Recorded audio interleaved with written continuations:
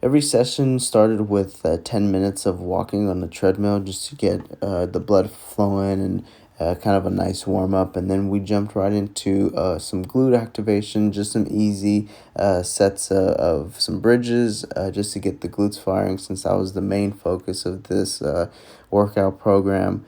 We kind of kept it fairly easy. This wasn't hard for her at all to do, so it was a good warm up. Now we're doing some static holds. I have everything, the full description on the training log that I will be turning in as well.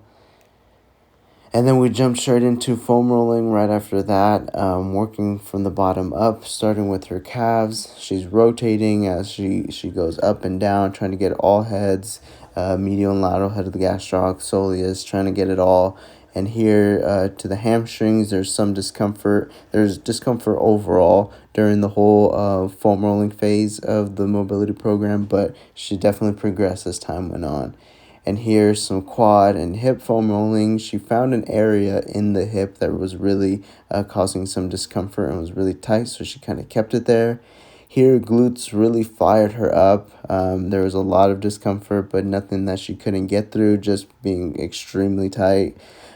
Here's some calf stretching. And these next pictures shows that we did them in a neutral position, and we turned her toes in. And then the next picture, we did toes out. We increased the time and the sets of this as we went on. And here's some ankle mobs, just trying to get her ankle pumps, get some forceful movement into that ankle. Here again, a different variation. These are a little harder, putting more of a weight onto it, keeping the heel down, and really focusing on that ankle to get it mobile and moving right. Here's some spine twists that we're doing. You can see here, this is the first week of her doing them, and her body's kind of coming up. There's not a dissociation between her spine and her hips, and this is actually the third week of her doing it, and her body is kind of staying more laying down flat. She's able to get more side to side movement. Here are some active leg swings, and her body's also kind of tilting, as well as her leg is externally rotating. And again, this is in the third week, and she's keeping a better position. Not as much as I would like, but still a better improvement. This was the first exercise that we jumped into for glutes. We also did stretch, but I show that later on. But here's also the third week. And you can see the increase in band resistance. There's a stronger resistance band, and she's able to handle it very well. Again, the full description is on my training log. Here are some kickbacks, some leg extensions to get the glute max firing, but kind of going diagonal to also get a little bit of the glute med. There's a slight compensation with her leaning on her body, or leaning on her opposite leg. And here again on the third week, we see that her body's staying more upright. She's having more of a powerful kickback, which I liked. That's what I wanted to see. And again, this is a higher band.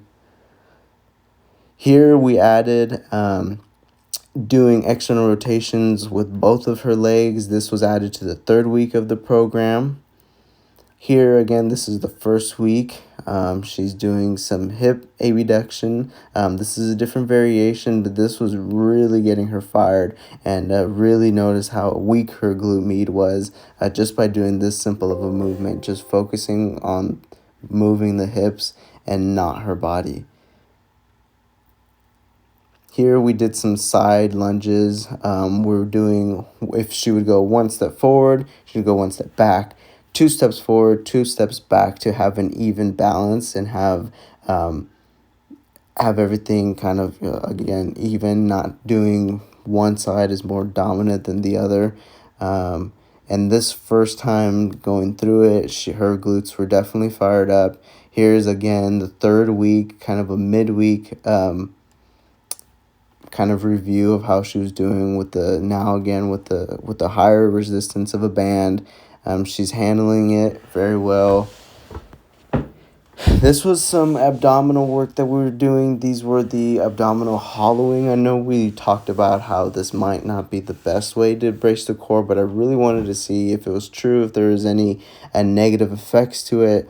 And here we also did some breathing exercises where we have a weight right over the diaphragm, and I forced her to breathe while lifting the weight. Here we added this in the third week, some core stabilization where she would extend the arm and the leg to see to really balance. Here's the stretching that I was talking about. We can see how they improve from one week to another, or actually from the first week to the left and then the third week to the right. We also did the stretching where we would go out and in again to get kind of the semis getting in there. Here's an improvement with her hip and quad mobility. Again, some more hip work during the third week on the right. She's really digging into it. Here are then some 90/90, some hip mobility that we see got better as well. We can see her on the right side the first week kind of leaning and having a lot of discomfort. Again, some more glute stretching. She's able to get it in really deep, and overall there was a big improvement with passive stretching and overall quality of movement, but there was some stuff that I could have fixed, and again it's all in the training log.